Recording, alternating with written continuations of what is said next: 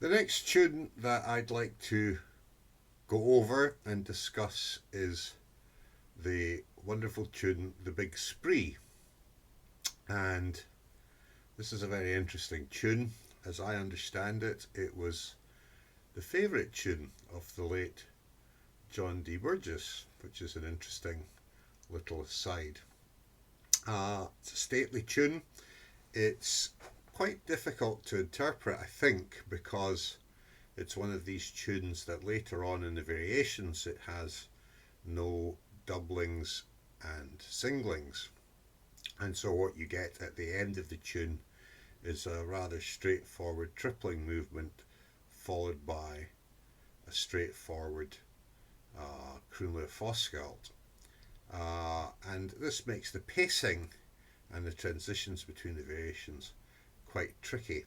So what I'll do is I'll play the ground of the tune first of all, and then we'll discuss a few points that will come from that.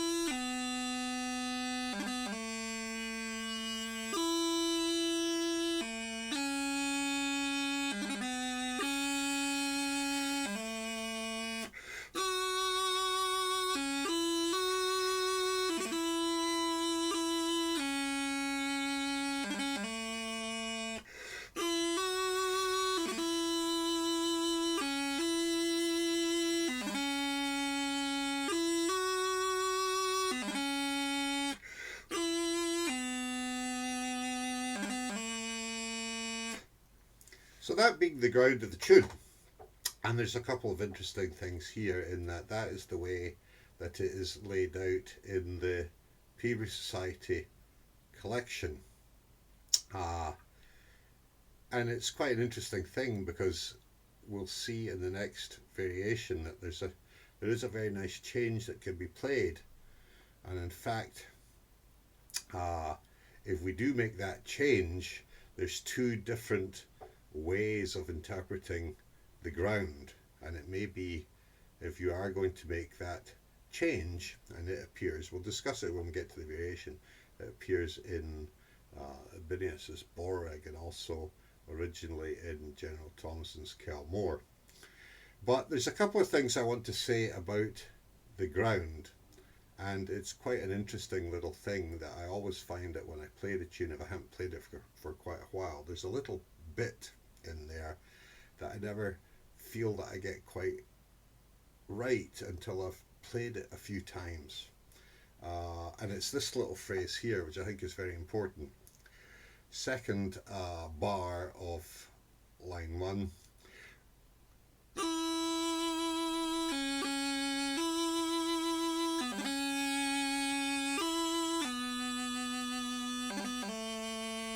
And I think if we go over that a couple of times to get it just right, it's quite easy to get a lot of the things that you need to play properly in the ground just right. I'll play again.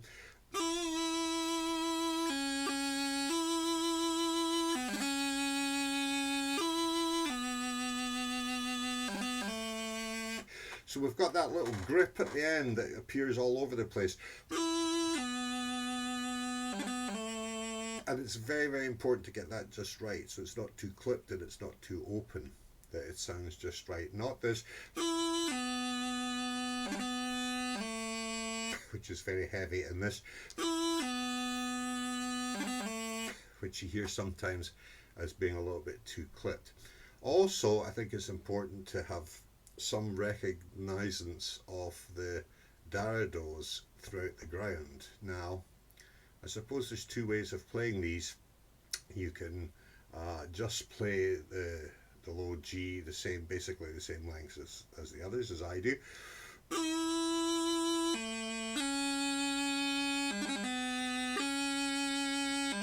But some people favour playing the low G of the darado quite long.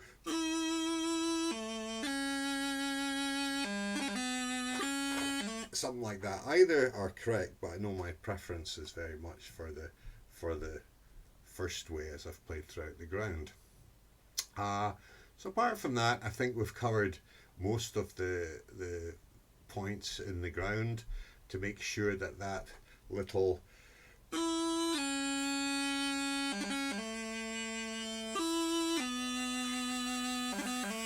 where these appear at the end of phrases, to get them just right, and also the little phrase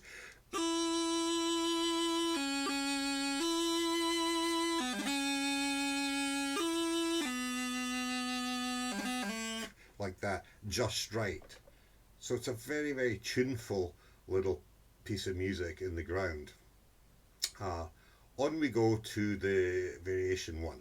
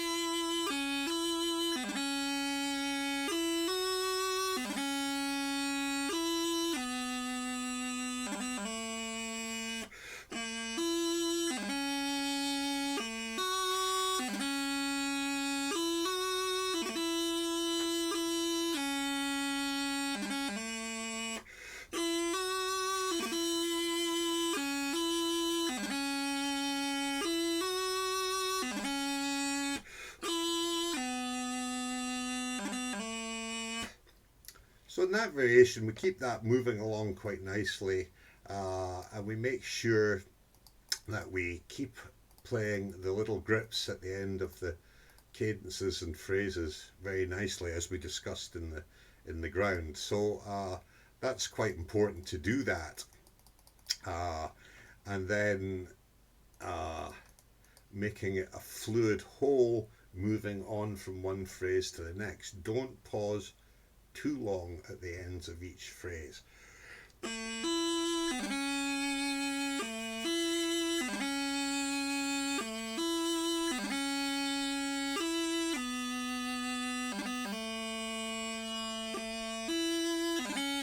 Just enough so that you've marked the phrase without having a very large pause, because you have to keep the whole variation moving along. Now, to the little change I was talking about in the Thomasson and the Bedizes Boreg, it's in the second phrase of the first line, working from memory here.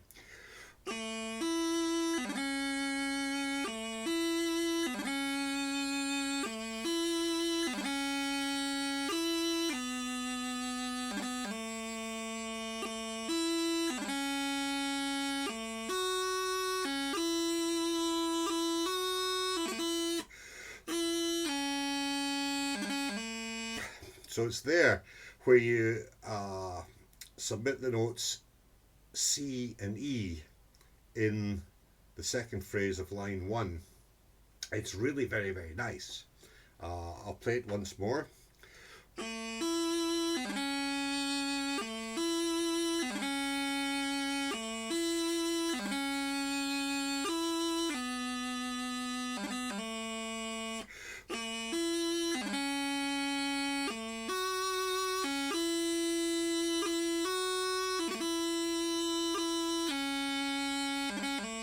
Etc. So whenever that phrase occurs in that variation, you would play that.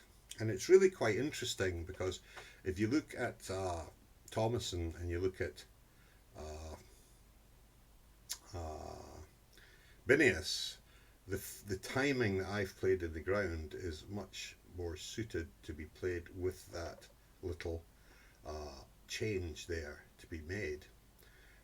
And in fact, there's a case to be said that if you are going to play that little change, which is very, very nice, you should play that timing of the ground as I've played it as well, which makes it consistent. So there we go. That's followed by doubling, which you keep moving.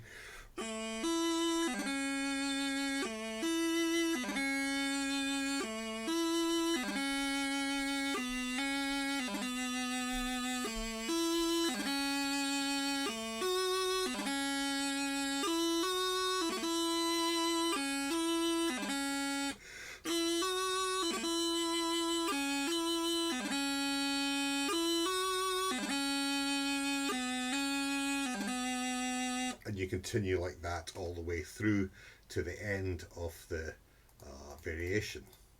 At the end of that variation, you would just make a nice pause before going on to the shul. So something like this.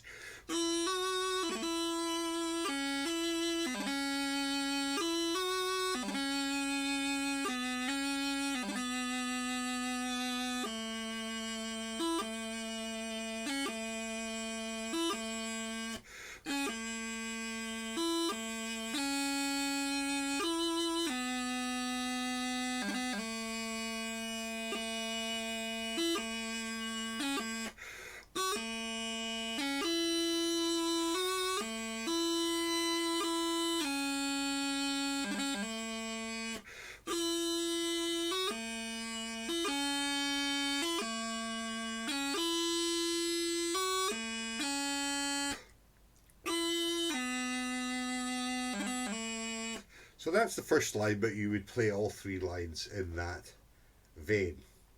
Also, it's very, very important to make this a sort of stately sounding variation, a nice, calm, slower kind of pace, I would say, because this is where you start entering the kind of tricky territory of pacing the variations, which is very, very important in this tune. On we go to the doubling. I'll play the third line into the tripling variation.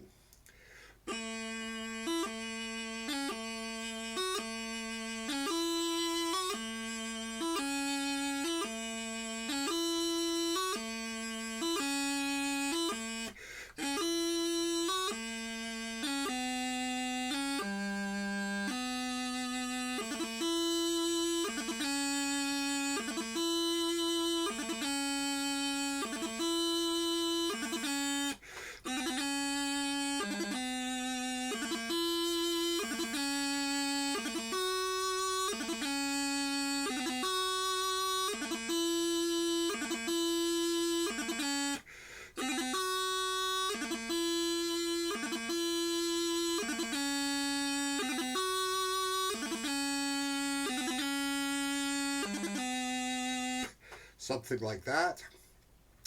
And then it's very, very important to have a little slow down, nice transition to the next variation, which of course is the Kroonler Foskel. Now here it's very, very important to realise that as you get going a little bit in the tripling variation, your pace will have increased slightly from the doubling of the show, but in this case it's very important to bring it down a bit before you enter the Kroonler, which is actually played a little bit slower than the tripling movement. So I'll play the entire third line, the transition, which I feel is really, really important here, into the Kroonler Foskel movement.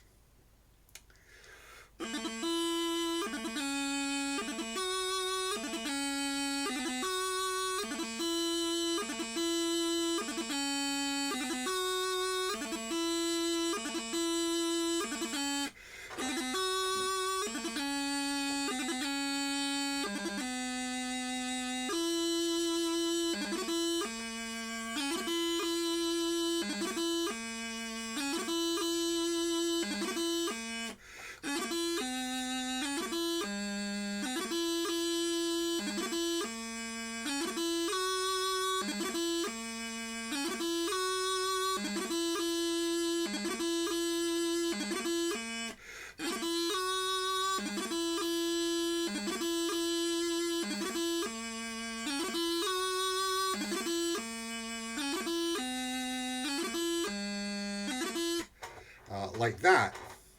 So what you've got there is a nice transition moving seamlessly from one variation to the other, and with the Kroonler just a little bit less in pace, I'd say, than the Torla or the tripling movement. The tripling, I think, is very, very important to make sure that your finger technique, your movements are very, very clear and not too fast. Sometimes we get people playing this, what I refer to as a sort of rapid fire tripling style. So it's just got to be a nice, calm, well spaced GDE movements.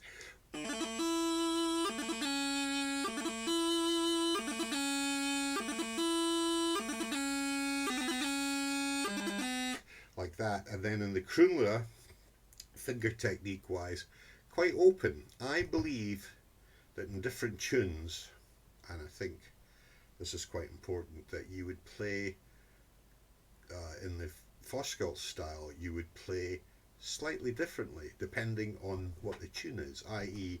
the middle notes, say, between the theme notes, you can, to suit the taste of the tune, you can maybe play these a little bit more open or a little bit more closed, or depending on the tune. And this one, I'd say it's a little bit more open. So you play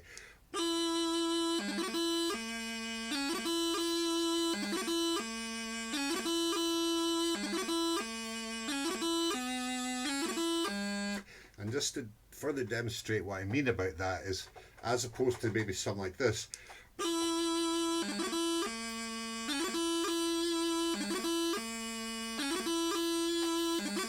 something like that, which I wouldn't care for so much.